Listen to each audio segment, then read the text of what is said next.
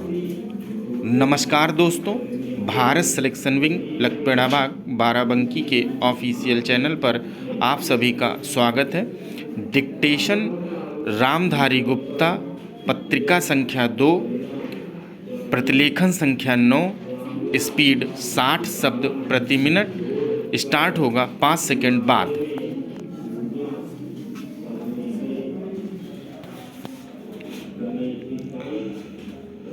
Speaker महोदय, यह बात हम सभी अच्छी तरह जानते हैं कि मनुष्य की तरक्की का सीधा संबंध उसके ज्ञान विज्ञान के स्तर से है।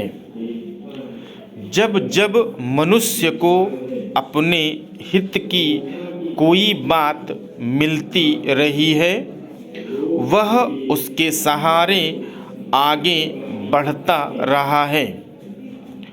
आज जब देश के विकास की चर्चा होती है तो अन्य बातों के अलावा गरीबी की रेखा से नीचे पिस रहे लोगों का जीवन उठाने की बात भी विशेष रूप से सामने आती रहती है।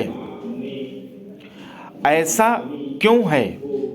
अथवा यूं कहें कि लोग गरीबी रेखा से नीचे क्यों हैं? इस बात की समीक्षा करें तो प्रायः देखने में आता है, जो लोग ज्ञान के क्षेत्र में पिछड़ गए हैं अथवा जिस ज्ञान के आधार पर वे जीवन बिता रहे हैं, वे रूढ़ियों, मिथ्याधारणाओं और अंधविश्वास से भरे हुए हैं। अतः समाज का उत्थान करना है तो समाज में व्याप्त रूढ़ियों तथा अंधविश्वासों को समाप्त करने के लिए ज्ञान विज्ञान का ऐसा प्रचार होना होगा जिसे लोग आसानी से समझ ही न सकें, बल्कि अपने जीवन में अपना कर आगे बढ़ सकें। इसके लिए यह आवश्यक है कि जनमानस को जो जानकारी उपलब्ध कराई जाए वह सटीक और ऐसी प्रामाणिक हो कि उसे अपनाने से उन्हें कोई भी ऐसा कारण नज़र न आए जो ज्ञान की प्रामाणिकता को ठेस पहुँचाने वाला लगे। इसके लिए प्रामाणिक जानकारी का लोगों की अपनी भाषा में उपलब्ध कराना नितांत आवश्यक है। यहीं से प्रामाणिक ग्रंथों की श्रेणी में विश्वकोशों का महत्व प्रारंभ होता है।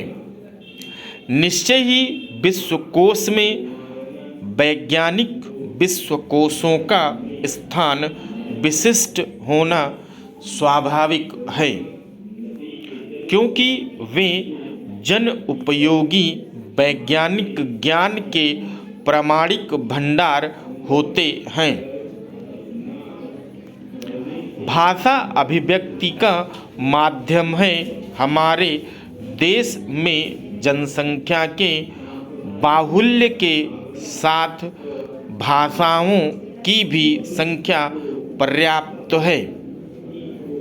वैसे तो लगभग हर 10-15 किलोमीटर पर बोली बदली सी लगती है, परंतु इन विभिन्न बोलियों से बनी भाषाओं से 18 भाषाएं हमारे देश की राष्ट्रीय भाषाएं हैं।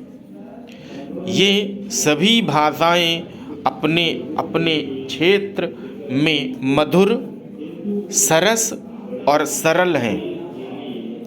इन और ऐसी ही अनेक भाषाओं में से देश को एक सूत्र में पिरोने के लिए संपर्क भाषा की आवश्यकता सभी को महसूस करते रहे हैं। देश की सबसे अधिक जनसंख्या द्वारा बोली जाने वाली हिंदी को देश की सभी भाषाओं में संपर्क स्थापित करने के लिए चुना गया था। आज इसको राष्ट्रभाषा या राजभाषा का नाम दिया गया है, जो सभी को मान्य होना चाहिए।